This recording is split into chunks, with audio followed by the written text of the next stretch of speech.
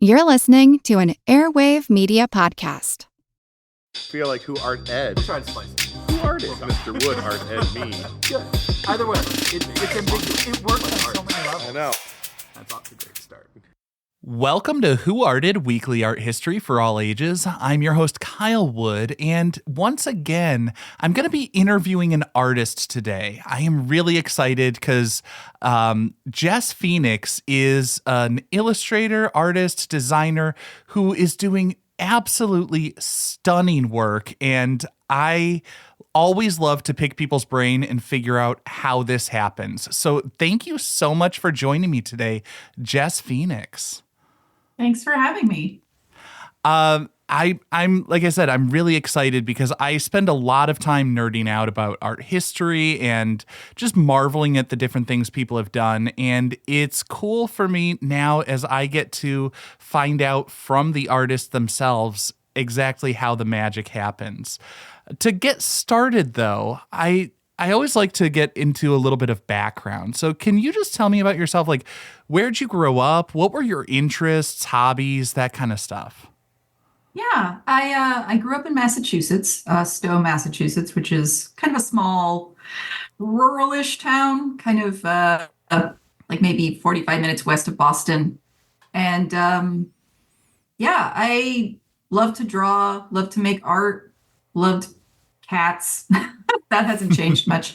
My parents were both artists. Like, my dad went to school for film at Mass Art, and my mom studied graphic design at Boston University. So it was kind of like not a surprise that I was into art as well. Same with my sister. She studied interior architecture and design at Wentworth, and I went to RISD.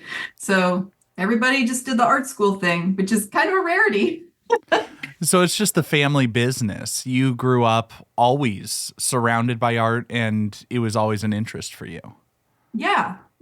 I mean, I think the path of like what I thought I would do with the art has definitely changed. But yeah, the idea that, I mean, when I went to art school, I met so many kids who their parents were like, okay, well, you can go to art school, but only if you study graphic design or architecture.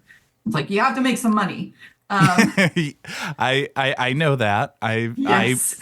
I went to art school and got a teaching degree, so I know exactly the importance of making a living at it and the safety and security of it. Although, if I'm going to be honest, I never went with the idea of being a studio artist. I went specifically to be a teacher because that's what I love to do. But I totally get that, and I know exactly those people who went there with like, okay, I can go to art school, but it has to be this narrow band.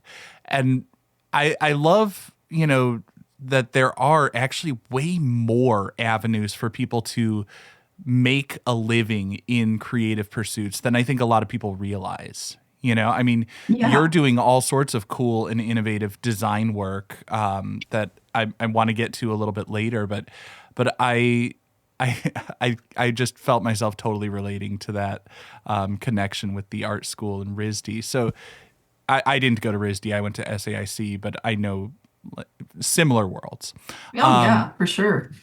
So did you go into it? You said your vision of your practice changed a little bit.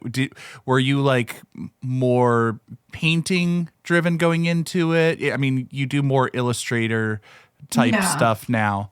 When I was when I went to school, I studied illustration, and I think they've changed the curriculum a lot these days to include all the different avenues that you can do with illustration. But I feel like when I was there was a big focus on like, okay, are you going to enter the comics world? Are you going to do comic illustration? Are you going to do editorial illustration? Or are you going to do children's book illustration? And I was very focused on being a children's book illustrator. I think like in second grade, I decided like, yeah, that's what I want to do. And I took like an extensive course at RISD about children's book illustration, and that completely turned me off to it, actually. Really? Yeah. Because That seems like an awesome sort of gig. What about it turned you off? I think I had a teacher that kind of, she's a real, she's an industry professional. She Yeah. knew what sells.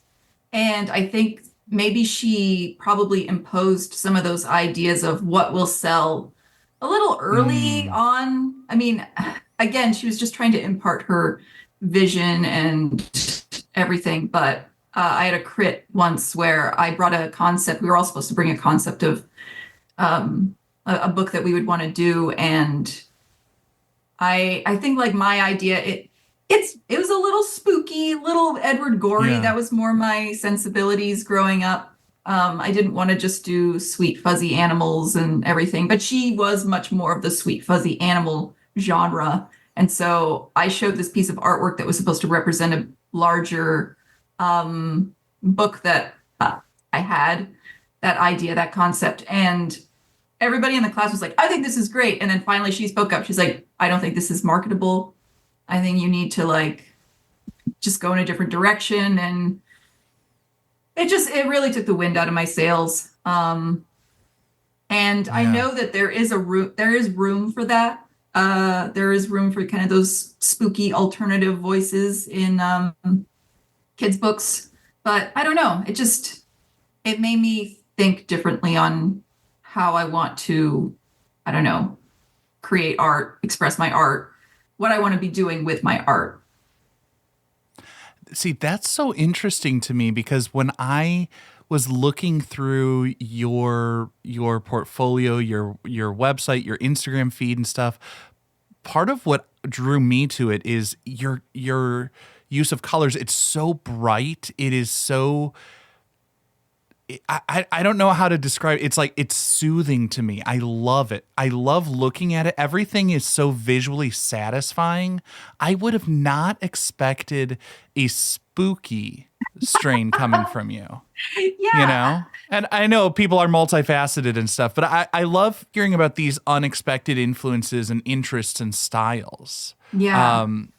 Which got me curious, like, who are some of the artists that you looked at and who inspired you early on? Well, I do have I just wanted to say really quick that I do think I often talk about in some of my Instagram posts to my followers that like I create really bright art, yes, but like I wear a lot of black. I'm very moody. I'm like a moody goth at heart, and I create these really like bright things that it's just a different part of my, I don't know, character. But yeah, I think a lot of people wouldn't know that I'm incredibly sensitive and moody, and I don't know, always drawn to kind of the more macabre things, I guess, growing up, and that hasn't changed. But I don't know. Yeah, and then I have this side where I do a lot of bright art. Now I'm just picturing, I think it was the IT crowd where they had the goth character who was talking about how to incorporate color into your wardrobe or something like that for goths to transition into normal life. I love Noel Fielding. He is like wonderful. But as for artists, yeah, it's kind of interesting with that too, because I mean, I love color in the art that I enjoy. But another aspect of like the artists that I seem to enjoy, a lot of them are more abstract. I really, oh man, I wanted to create abstract art. That's actually how, when I first started kind of trying to make art for myself that wasn't involved in, my job or, projects, I wanted to make abstract paintings, and I love them. I love looking at them. It's so much harder than it looks. It's really intense work, and I ended up going with flowers instead because I felt like that was a way for me to play with color that had a structure to it that could still be very organic and loose if I wanted it to be. But yeah, so like, I mean, I love Cy Twombly and de Kooning, Joan Mitchell, as far as like some of the more like classic ones. Yeah. And then like newer artists, I both love Audrey Chapek, who is a local Seattle artist. We're actually friends with her. We have a painting of hers in our home. Oh, like thick oil paint. I don't paint with oil paint. When I painted with oil paint in art school, I was the one who was like meticulously scrubbing everything so it would be smooth. So, I mean, when I like these artists that have, I don't know, the ability to just huge gestures and brush work, like, oh, I still wish I could do that. And I might try it someday, but it's just not where I'm at right now. See, that's funny because I could never get rid of the texture of my brush strokes. I was always like very heavy impasto in my paintings, like my, you know, and I wore my paintings. My jeans cracked when I walked, but I would see people like that who are so meticulous and like, you know, the person wearing gloves and a suit while they're painting and like everything is so fine. And I was always looking at that, like, how do you do that? And that's so funny that someone who works in that more refined way looks at the heavier brush strokes and thinks like, oh, how do you do that? I guess it's just, we all approach it in a different way, but I think it's kind of interesting that you say you were really into the abstract art because, again, it was unexpected, but it kind of makes sense because when I think about those patterns and design that you're doing, it feels very sort of cerebral in the deliberate arrangement of those design principles and everything like that, which I guess we'll get into later, but that's just the sort of connection that I'm making as we're going. So, you know, you were really inspired, it sounds like, by a lot of the modernist movements. Mm-hmm. Yeah. Right? So as you got out of art school then, did you start off in painting? Did you do a little bit of illustration work, you know, the books and stuff like that? Or did you go, you know, did you get straight into what you're doing now? Well, it's interesting because like I was saying, I felt like when I was at school, you know, there were only these certain avenues that were really being talked about. And I did not know that there was a whole realm of designing for product and surface design and yeah, like stationary products, gift products. So when I first graduated, back in the day when I graduated, you could get a paid internship. And that was my plan, that I was like, okay, well, I'll graduate and I'll get 2 paid internships and I'll balance them with each other. And I will then be able to at least make some money. And my one internship was with a graphic designer. She just had a small office in Providence. And I worked with her I traced an island in Illustrator and helped build a pamphlet. And it wasn't my deal. I mean, I'm glad that I did study graphic design a bit at RISD because I did have that sensibility of like, okay, like design principles are always helpful to learn in tandem with illustration and fine arts. It's good to know that stuff. So, and also with my parents being, you know, I grew up using Photoshop and not a lot of kids have that. And then my other paid internship was working for a photo album and scrapbooking company, kind of helping design the surfaces, and like there were, you know, scrapbooking like books with illustrations and stickers, and I had to lay everything out and get it all ready. And that was the job that ended up turning into a real job. They offered me a full-time position there, and I got to go to China at the tender age of 23. That's cool. And then shortly after I got back from the trip, that business went under. And so I had I don't know, that was scary. especially because I was about to get married in just like a few months. And Tom had had an accident. And I mean, Tom has been, on this show a few times, it seems. And he's my husband, Tom thinks. Yeah, just so listeners, Tom does Longchamp, has been on here before. And, so you two met at RISD, Yes. right? And I'm just trying to think. So, like, you two got married a little bit after college. No, and during college. During college. I had graduated and Tom still had a year left. So we got married between his junior and senior year. So. Okay. So would that have been like not quite 2007? It was 2006. It was before like the Great 2006. Yeah. So then when you're out of college, you like me were getting just into the workforce right as like the Great Recession hit. Yeah, I mean, right? I feel like Tom was closer to that because I graduated in 2005, and so I, got these jobs. And I mean, I did find another job after the other one went under, and I worked for a Easter basket food gift company dealing with like licensing of images and designing things. That's the first time that I've ever designed an Easter cookie on Illustrator, and then a few weeks later I got a cookie from China that looked like the cookie that I made in Illustrator, which I didn't want to eat it, but it was really cool. Yeah, Tom was much more under the wire because I mean he graduated in 2007. He got a job pretty quickly after graduating, and then everything went down in 2008. So then he was trapped at that job till things kind of leveled out a bit.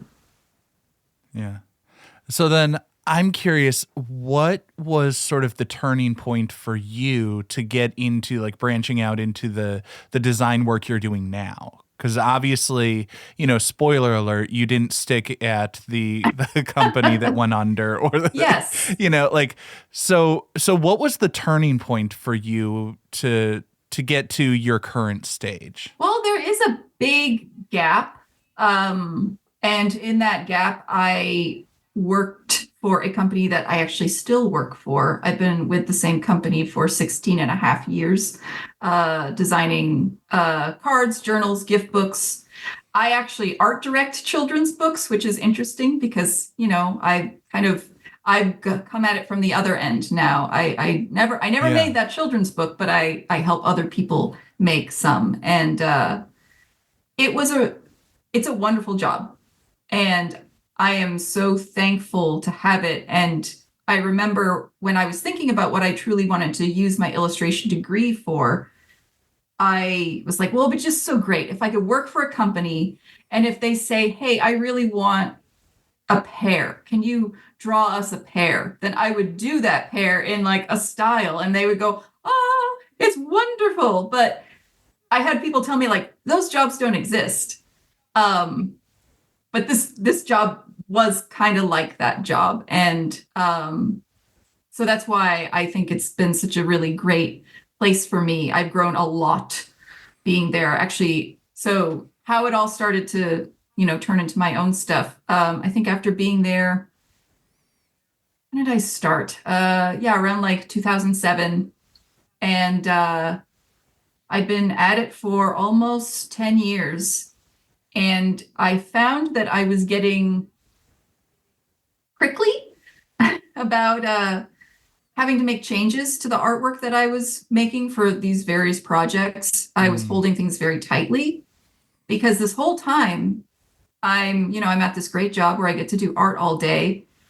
And, do I have time for art outside? I don't need it. I have so much fulfillment from what I do at my job, which is really cool. But it was actually really getting in the way professionally for me. I found that I'd be more hesitant to make changes to something. Oh, can you change the color of that? No, I really love the color of this because can't you see like how this is so much better than something that would be more mass market? And it's just like, well, that's not your job, is to make stuff for mass market. And I kind of hit a breaking point where I knew I needed to find my art practice that was outside of my job, that was just for me, something that would be satisfying and, you know, that I could do everything that I wanted with color, because that was one of the comments that Yeah. people had, was I would create these designs and people would say, well, those colors are kind of vibrating a bit next to each other. And I would be like, but that's what I love. That's the point. All I want is to make colors vibrate. So that's when I, kind of started thinking, well, how can I play with color? And this was, 2015, that I was kind of really feeling the pressure that I needed to do something that was just for me. And try doing abstract. Actually, if you scroll like all the way back to my very first Instagram posts, there are some of those abstract paintings. Of course, they have a stupid Instagram filter on them to make them look old, and but it's a sign of the times. It's the way we did things for a while. For sure. I think that's so interesting though. And I think, there's a point there that I found myself so hard relating to, where you talked about how doing a job that was creative, on one level, you felt like, it sounds to me like you felt like you were getting a little bit of that creative outlet that you just personally need through your work. But then because work was your creative outlet, it became hard to look at it as a commercial venture and take the criticism and the feedback, because it was more personal to you. Oh, very much so. Yeah. And I think I actually got pulled aside by my manager at the time, and she's like, hey, this is a big problem. Like, the way that you said you wouldn't change that design. And I think I was struggling in other areas too, just, depression and anxiety, and those were kind of coming to a head. And I feel like, it was scary. I've always tried to, be good in school, get good grades, not be a troublemaker. And then for somebody to be like, hey, you're kind of being a troublemaker in this professional environment where we're trying to get things done. And I felt like a dog with its tail between its legs at first. And then I realized, okay, well, I'm getting another shot to really turn this around. And part of that is making sure that I'm fed in other ways that aren't all relying on what I do when I come into the office every day. Yeah. And I think that's a really good point, and that's a really important insight for people who want to go into a creative field to really understand. Yes. And that's actually a big part of the reason that I never went into the studio practice, was because for me, art making is so personal that when it becomes professional, it's hard for me to balance those two aspects of how I have to function,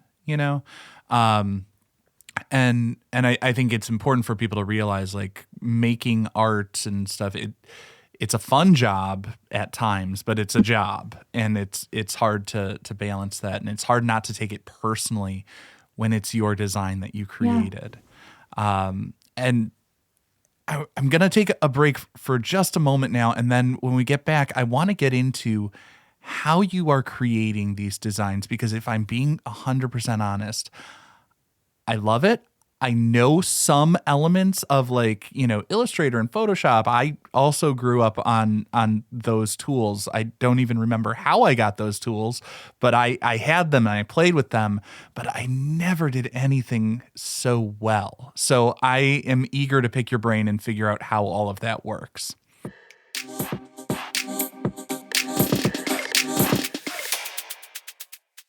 And now we're back with Jess Phoenix, absolutely stunning illustrator, designer. I don't know how you want to label yourself, but I am just focused on the work and the design. And, we before the break we were talking about, making your personal stuff and wanting to do your own personal stuff separate from your job, and my own personal practice. I knew like I'm never going to be selling this stuff of like breakdancing robots and a seagull playing a guitar, but you are doing some amazing work with patterns and these floral designs and these bright, bold colors that are so eye-catching. And I'm curious, like, before you said, there's like the goth kid in you and everything. And I don't see that so much in your work. It's so bright, and I smile every time it pops up in my feed. I'm curious, like, what's driving you in creating these? How are you starting off your design process? Are you starting with an idea like, oh, I'm going to do a silhouette and I'm going to fill it with this floral pattern? Or are you starting off thinking like, oh, I've got this color in this shape, and then that leads to something else, and then it evolves more organically? Just, walk me through how a good artist thinks through their work. I think it always comes down to color. I think I'll have kind of a general sense in my mind of maybe some of the color ways or relationships that I want to be playing with. It doesn't always work out the way that I thought, but I always get somewhere, even if it's not the best. I mean, there's still pieces of mine that like I think they're okay, but I can see like, oh man, I was really struggling with that one. And I think sometimes it's, as far as like the flower forms, I think I'll sometimes see something that's interesting as well. I make up a lot of the flowers. I mean, for some of the projects that I've done recently, I've heavily had to reference real flowers because that's what the client wants, and that's fine by me. I mean, I'm really excited to, do that sort of thing. But for the most part, I'm just kind of like, okay, big bloom in the middle, other color buds here and there, and then you have your leaves, and those are your dark areas, and then your light areas, and then it's just kind of like, that back and forth of pulling something forward, bringing something back, and then always the background color completely changing everything that you do in the piece. Sometimes I'll be working on like a piece of artwork, and I'll have this set color for the background the whole time. And then at one point I'm like, well, what if I change it to this? And then it's just like explosions, like, oh my gosh, that's far better. That's what I should be doing. Yeah. I'll sometimes share those with people on my Instagram. I'll be like, hey, I have 2 colorways. Mm-hmm. And it's fun for me to make it so I just change the background color. And like, so people can almost see like, okay, this design with this color in the background, none of the other elements have changed versus this one, and so seeing what people resonate with. It's never like what's better, but it's just, like what tickles your brain. And it's always interesting seeing what people come up with. I'm surprised sometimes, but yeah. It is interesting, the way that color resonates so deeply with people. I mean, as you say, the change of one color can make all the difference in a piece. I personally am always drawn to a good mix of like Prussian and cerulean blue. For me, that's like, my brain tingles it's just such a satisfying harmony. But I've also struggled a lot with color in my own personal work. And so I want to get into a little bit with that color, because you've got stuff that is very bright and bold and saturated in a lot of ways. And then I'll sometimes see like it shifts to a sort of more muted and subdued thing, like, a flower that's maybe a softer pastel pink that's right next to like something that feels really bold and saturated with a blue, or a bold magenta next to a pastel color. And I'm curious, do you start off with sort of like a color palette in mind of like, okay, I know these are like my 4 core colors, and maybe I'll bring in these as an accent? Or are you just doing this adjusting on the fly? I'm doing a lot of adjusting. I mean, I do think, yeah, I'll generally get a sense of a color palette that I might want to use. I mean, usually like my leaves are always going to sit either in this really like deep, like almost black. I mean, I used to do completely black, which I haven't done in a while.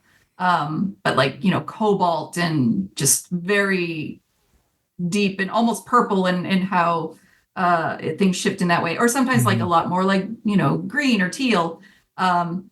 I always have those leaves to know like, okay, that's how things are going to be for that. And then, yeah, like lighter blooms or bold pops. It's like, will the main flower be really light and pastel, or will that one be kind of the more, you know, fire engine red that just, vibrates off of everything?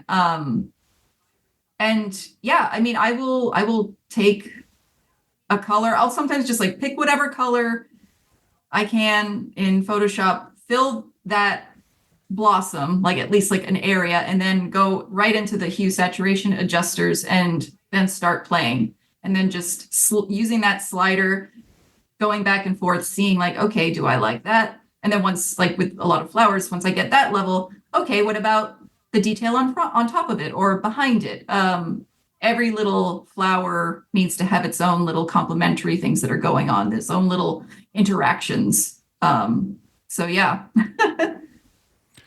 Speaking of complementary, like as you're looking at these and sometimes you're deciding like, am I going to put complementary colors next to each other, or am I going to keep it more in like a monochrome, or well, none of your work's really monochrome, but how do you make those decisions, or like what is shaping those choices for you in terms of like the intensity of the hues or the juxtapositions, like which colors are going next to each other? Do you want it to be more vibrant? Do you want it to be more subtle?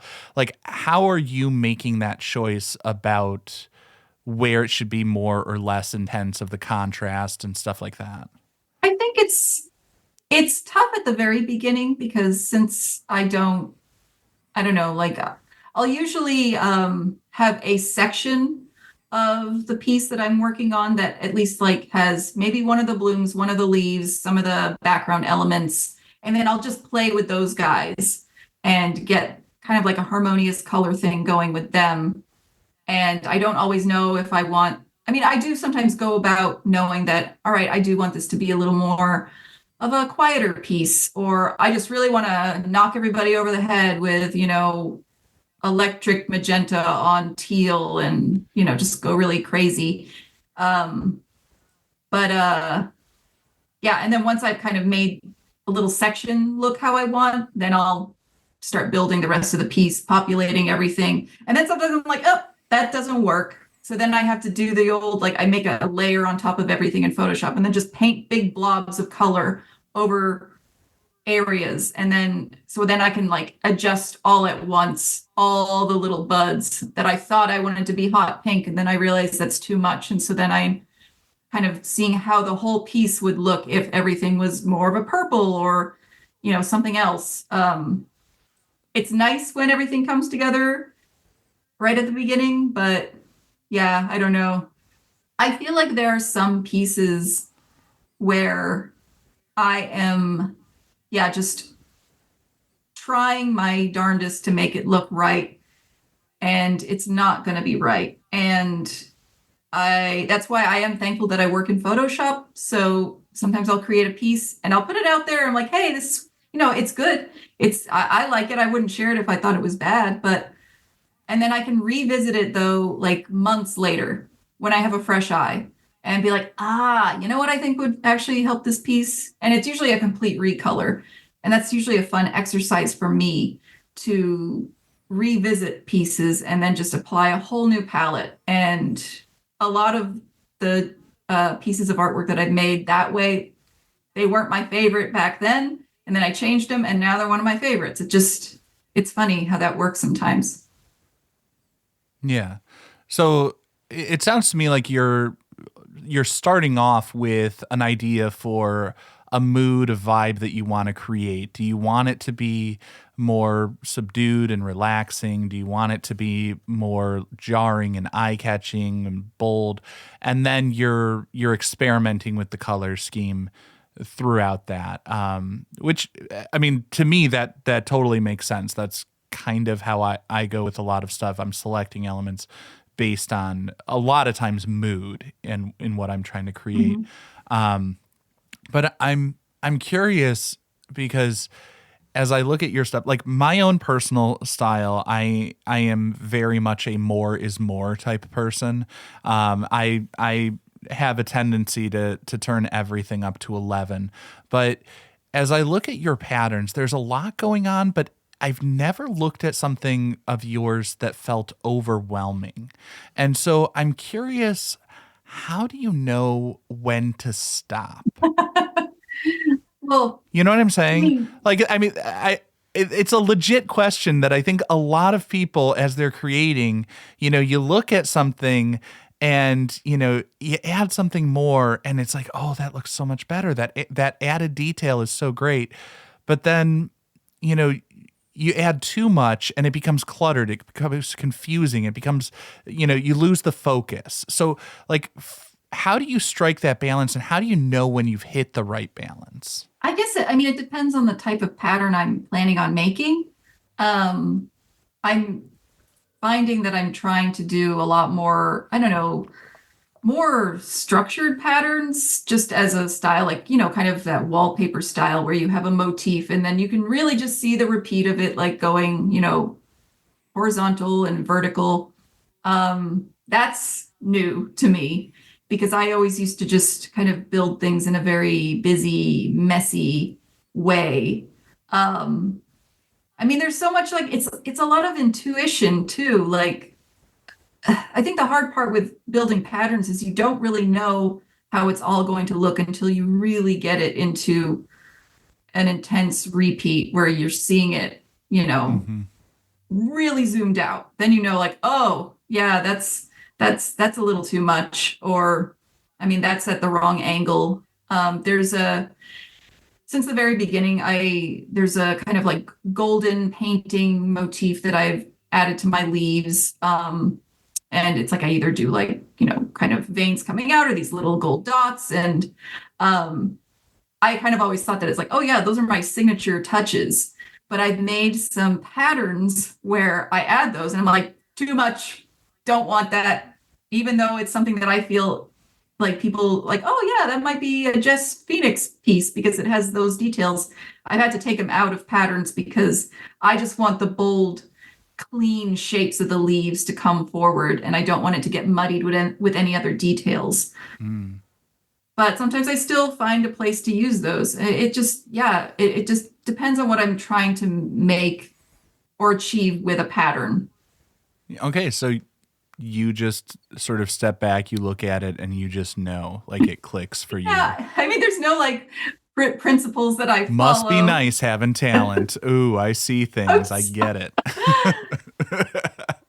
I was hoping for a cheat sheet here. I'm sorry. I'm just trying to find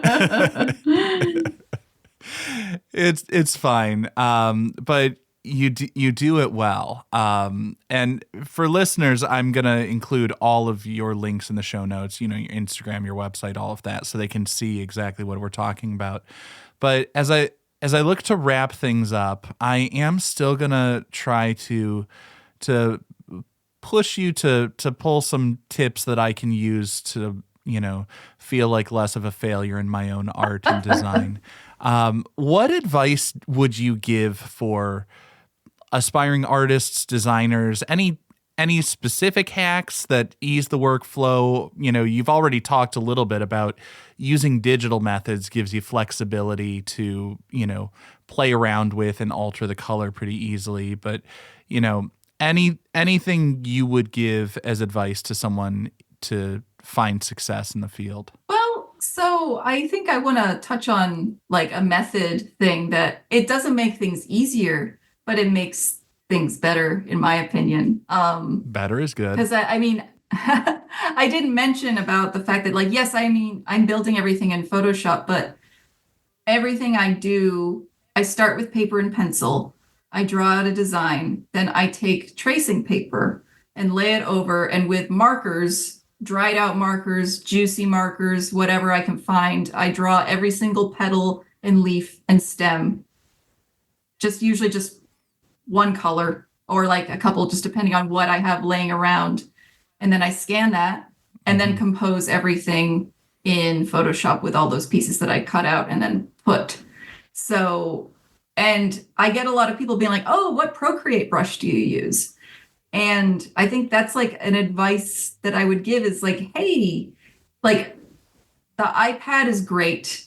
Tablets are great. It's a wonderful tool, but try using those real mediums too and incorporating that into your artwork if you can, because I think it's a really fun way to still get your hands dirty, and in the end you're making something that is completely your hand. There's no computer interpreting, oh, with this brush they moved it this way. It's like if somebody moves a brush this way with the same pressure as the next person in a using an iPad, they're going to get the same texture, they're going to get the same brush. But if you use marker, tempera paint, anything, and you do that, it's completely yours, 100% unique to you.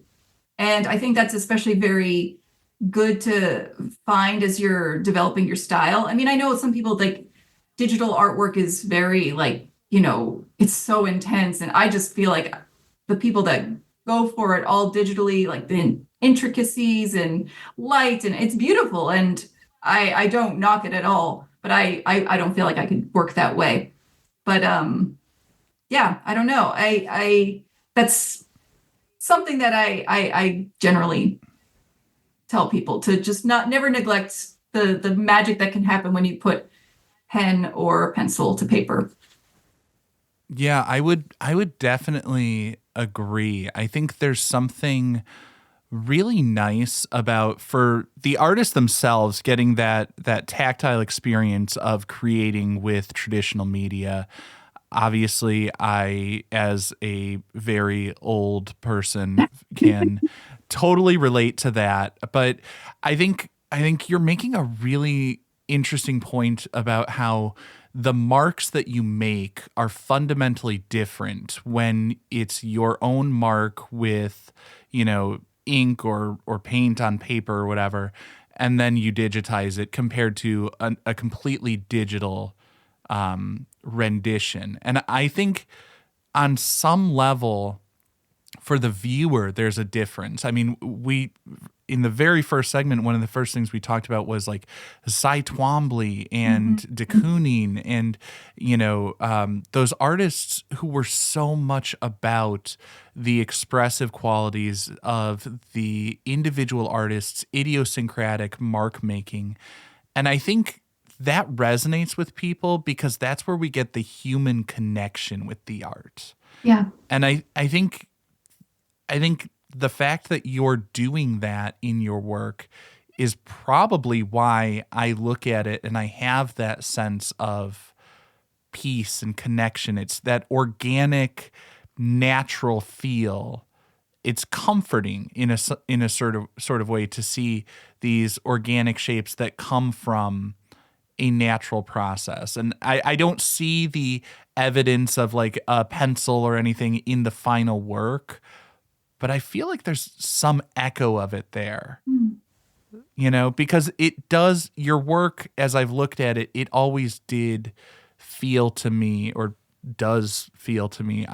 I don't know. I went to school for coloring. I don't know how the English language is structured, but your work has this human touch that I find very appealing. And I think I'm certainly not alone. You've got like a bazillion followers and everything like that. But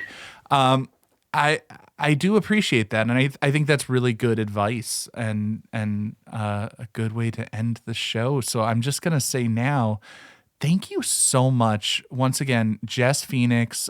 Listeners, I will put all the links in the show notes. Definitely worth looking at and following on Instagram or whatever the kids are into these days. Thank you so much for taking the time to share your insights today. Thanks for having me. It's been really fun. This concludes this week's episode of Who Arted, part of the Airwave Media Podcast Network. If you found this tolerable, please leave a rating or review on your favorite podcast app. You can find images of the work being discussed this week and every week on social media at Who Arted Podcast on Twitter, Instagram, and TikTok, and of course on the website whoartedpodcast.com. Podcast done.